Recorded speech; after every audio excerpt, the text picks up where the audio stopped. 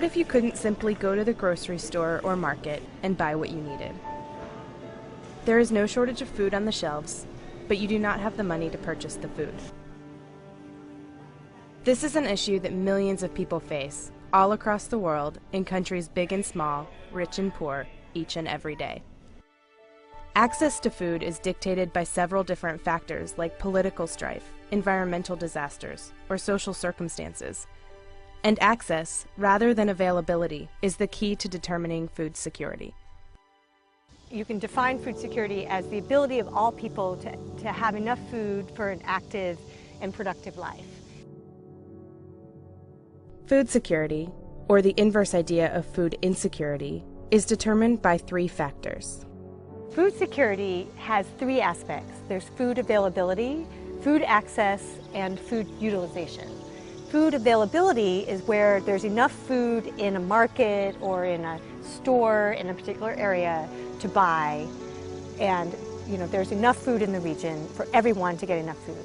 Food access is where there's problems with actually having enough money to buy that food where you need to buy it. And food utilization, it has to do with the health of the individual who's actually eating the food. So you can have food security problem simply due to illness and disease. Molly works closely with an organization called the Famine Early Warning Systems Network, or FEWSNET, an agency within the U.S. Agency for International Development. The Famine Early Warning System, what it does is provide critical pieces of information on an ongoing basis about how well vulnerable communities are doing in meeting their food needs from day to day. There are many different ways you can become food insecure, and the purpose of FEWSNET is to identify those places where large numbers of people become food insecure for a variety of reasons. Two significant indicators of food security are weather and climate. The disproportionate effect of both can determine the severity of famine. Rainfall is very sporadic, and it's all about distribution and not amount. And so it could be that even though you're having a very low rainfall year, you get just enough at each time it gets dry so that you really will have a pretty good production year. If we can identify drought, that necessarily does not mean that they become food insecure, but the question is, how much food security have they lost? Does it mean that they go from 3 meals a day to 2 meals a day? Does it mean that they don't have enough food to provide sufficient food for their children, and the children become malnourished? What we're trying to do is measure the level that they're at and predict which way they're going so that we can intervene in time through either USAID or through the community itself sometimes. If a particular region is going to have a bad harvest, FEWSNET looks at the strength of the community.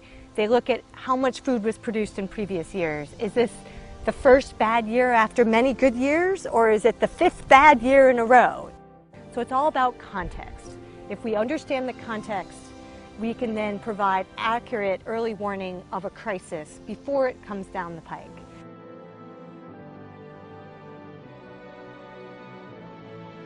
This context includes politics and economics, factors that are not easily measured, especially not from space.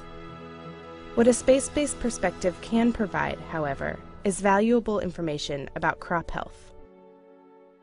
Satellite remote sensing, particularly from vegetation, because of its certainty and its reliability across space and time, has really come to be absolutely critical in trying to determine when there's a problem and when action is required.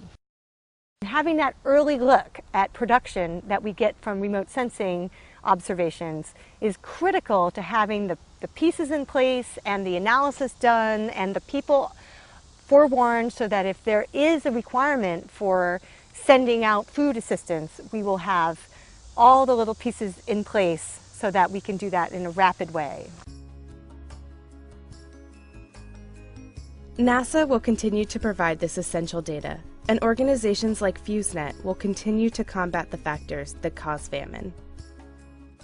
In the next 2 decades, we expect to see simultaneous impacts from more people being around and needing to be fed, and climate change impacting our ability to grow food. And so we really don't know how climate is going to affect our food production capability. But we really don't have the luxury to wait around and figure it out as it comes along. Food security is a major problem. We need to be prepared to deal with it. And we're really going to be relying on remote sensing to tell us when we have a problem.